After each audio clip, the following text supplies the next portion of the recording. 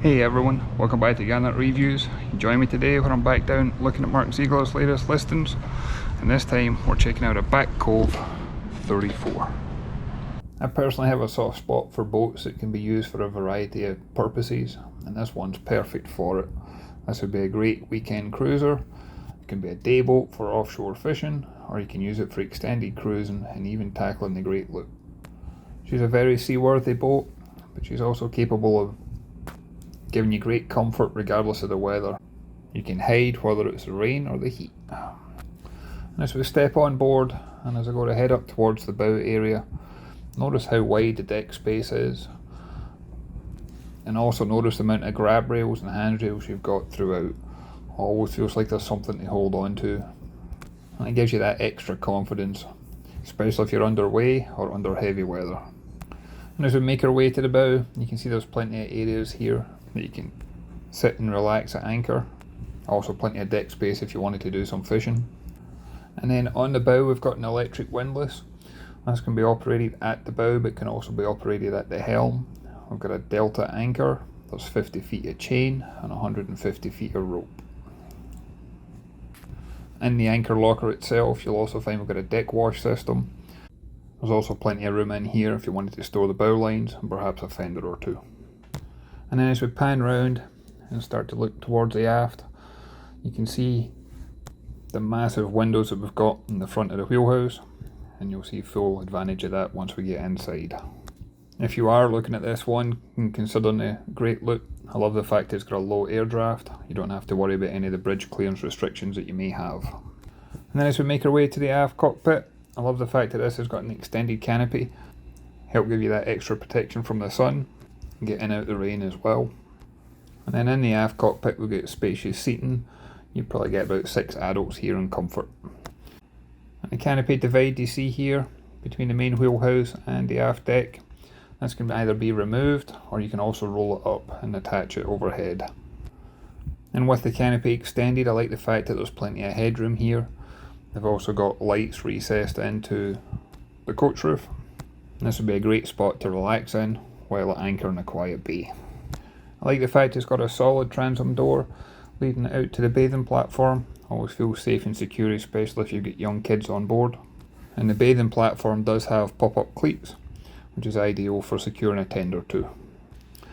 And then in terms of storage, we have got storage under the main bench seat in the aft cockpit, but we also have 2 hatches on the deck that lead to the large lazarette. And I like how these are flush mounted, including the access hatch itself, so if you were barefoot you wouldn't get caught on anything. And the lazarette's a perfect place for storing seat covers, the canopy cover if you were to remove that, ropes, fenders, perhaps engine spares, things like that. And there are rod holders in both the port and starboard quarter, helping to add to that multi-purpose feel.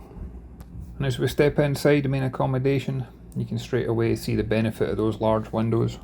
And on the starboard side is where you'll find the galley. Here you'll find you've got the convection oven. You got the 2 burner electric stovetop. I like that they've made great use of the countertop. And then underneath that you've also got the deep stainless steel sink. And I love how comfortable this accommodation area is. There's 3 air conditioning systems on board. There's 2 8,000 BTU units and there's a 10,000 BTU unit as well. But if you want to let natural ventilation in, all the windows and hatches you see here, they open, including the skylights overhead. And as I pan round to the port hand side, we've got a saloon area up here, and this dining table actually drops down and it makes like a large single berth, and it's almost 6'6" in length. And I love how they've got this set up where you've got the port helm seat giving great visibility, but also access for laying out charts and helping with the navigation. And this has got a freezer unit stored underneath. For a boat of this size and design, I love how practical it is to live on board for an extended period of time. This one's got 2 isotherm refrigerators, it's now got the freezer underneath this seat, and there's just storage throughout. This would be perfect for doing extended cruising for something like the Great Loop. And then we've got the helm on the starboard side. The helm seat is exceptional comfortable. I could sit in this seat for hours on end and not have any issues. This boat is well equipped and has a Garmin VHF radio. You've got access to the throttle and trim tab. You then have the autopilot on the right hand side.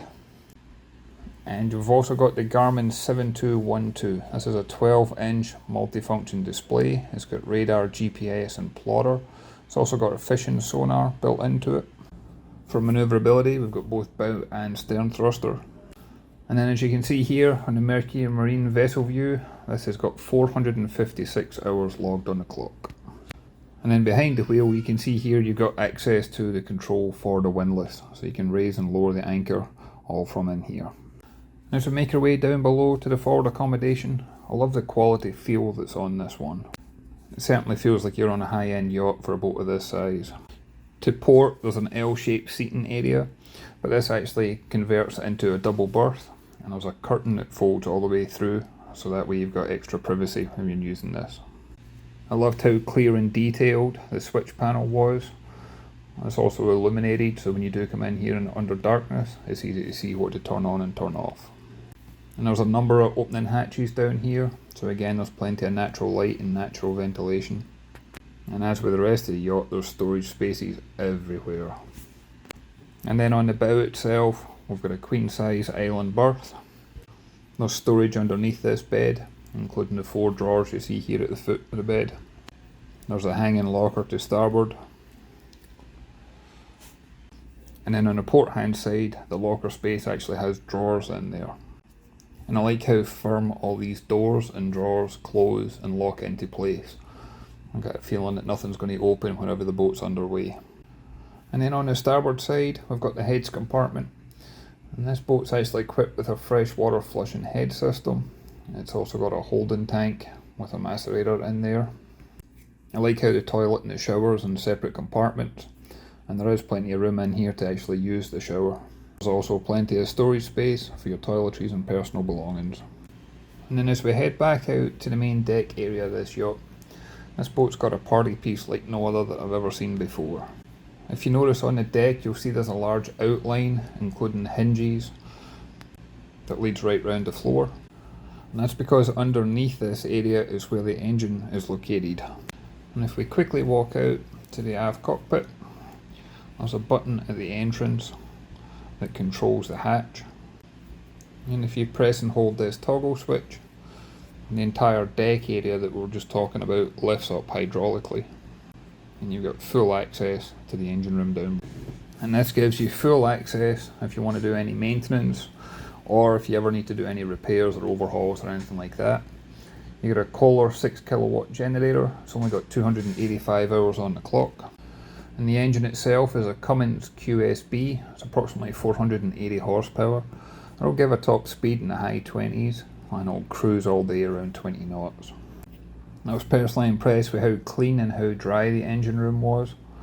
I also like how much light is in here, so if you are working on anything, you have plenty of visibility.